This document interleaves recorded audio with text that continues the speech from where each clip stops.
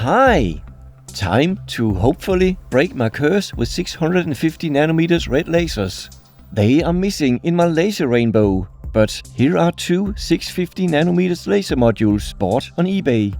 At least one of them should set a nice new power record. But perhaps even more interesting, here is a brand new wavelength. A neon green laser with a 545nm wavelength I haven't experienced before. Is it really 545nm neon green? And does it truly have this claimed quite high power output? Let's find out. When experimenting with a laser, wear safety glasses suitable for its wavelength and power output. If you have followed my journey of collecting this laser rainbow with the strongest laser for each wavelength, you might wonder why there is no 650nm red laser on it. 650 is a common cheap color, so why is it missing? Well, I have tried to ignore this wavelength due to a now almost 30 years long history of disappointments. It all started with this old little laser pointer, which I call Red Stumpy.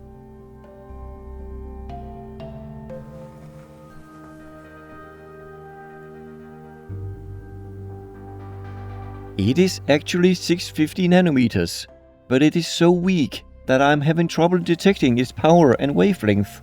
It is barely lasering. For 295 Danish kroner. Ouch! Definitely my first 650 disappointment. Later, I bought this nice laser featured in my first YouTube video back in 2009. The famous dildo laser. It was sold as a 650nm 200mW laser to me, but turned out to be a 660nm 155mW diode. Not bad. It's just 660nm is not far from 650, but it does make quite a difference. Take a look at the box for Red Stumpy. It mentions that 635nm is 10 times brighter than the old school 670nm red, and 650 is still 5 times brighter.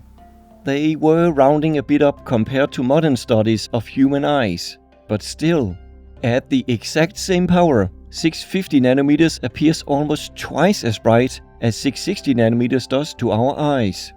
Losing almost half of the brightness from not being 650nm just is disappointing. It could at least have been the 655nm option on its label, but no. More than a decade later, a very kind viewer sent me a DIY laser based on a diode pulled from a DVD burner. DVD diodes are always quoted as being 650nm and can be very powerful in fast-writing DVD burners. My hopes were high, but lo and behold, it measures exactly like the dildo laser. Around 660nm and 155mW. I feel cursed. For some reason, I can't get a 650nm laser with decent power. But that curse ends today, because I have bought two new candidates. Let's get right on it with the 150mW. It needs 5 volts. There we go, let's fire it up and measure its wavelength. Oh, I like the soft start in the laser driver. Diode friendly. Speaking of friendly, I am using the Ulbrich sphere to diffuse the very strong laser dot into a less sensor burning intensity. This better be 650nm or close to it.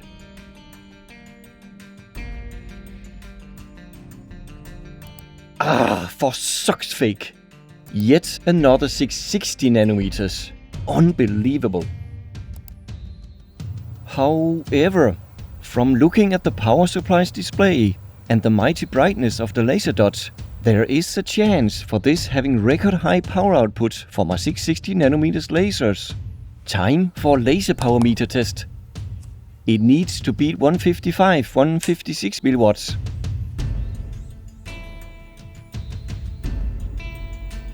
I am not making this up. In the pursuit of a high-powered 650nm laser, I now have 3 660nm lasers, all around 155mW, that were supposed to be 650 nanometers. Guess the smaller 30mW module will be my rescue here. This one has lower power and is easy to defocus, so I don't need the diffusing sphere. The marker on the spectrometer is placed at 650 nanometers. Fingers crossed.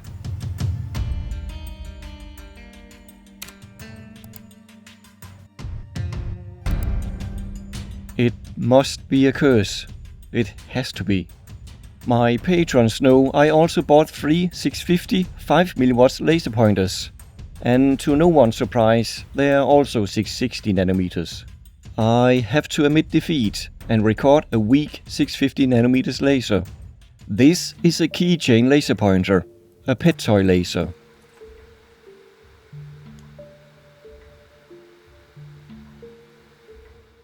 It is 650 nanometers. Look at that, it is possible. But it ain't high powered. My laser power meters are designed to measure up to 10,000 or 20,000 milliwatts lasers, so they don't do well below 5 milliwatts. But I think this one is max 3 milliwatts. So here we are. After decades of enthusiastically hunting lasers, my strongest 650 nanometer laser is a pet laser. This will haunt me. My 3 weakest wavelengths are all red. Excuse me if I see red when someone mentions 650. Thankfully, for other colors, I am a lucky guy. After a short message, I will show you a gem of a laser.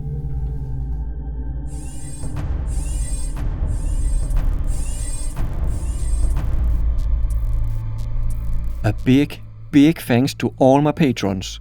I appreciate your help with keeping these videos like this one coming. For just $1 a month, you can help me out too and get full access to all my posts on patreon.com. Link in the description. Thank you. This is an $80 eBay laser. Quite a gamble for what should be a new wavelength for the laser rainbow. Should be a yellowish neon green. Looks mostly green here on camera. Is this really 545 nanometers?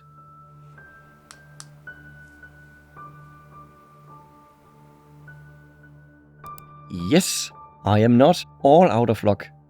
That peak is beyond doubt 545 nanometers. It is laser spot on. What a pleasant surprise.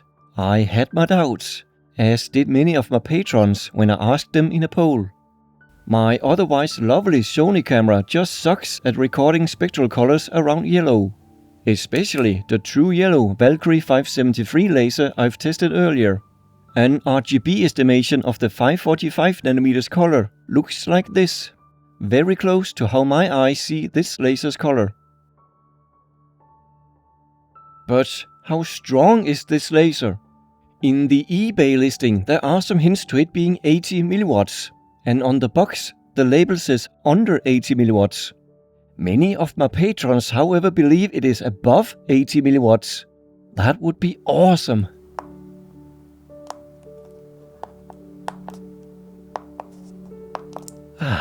The joy of setting the LPM to a new, beautiful wavelength.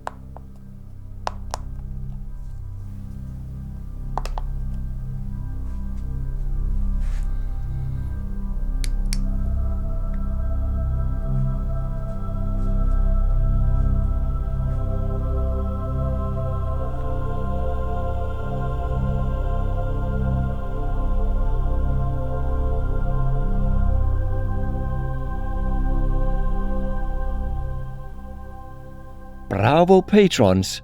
It is easily above 80 milliwatts, around 90 milliwatts. What a gem!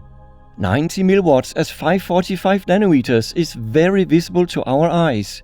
It appears as bright as my 1500 milliwatts Arctic Blue laser.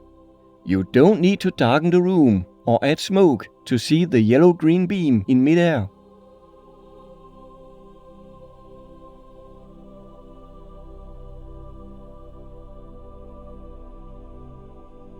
I did not expect this laser to perform this well. I like it a lot. Click like if it surprised you too. In my next video, I will test some potentially record-breaking invisible lasers. Consider subscribing for that if you haven't already. For now, I recommend watching the 2 videos where I test a surprisingly intense laser headlamp for cars.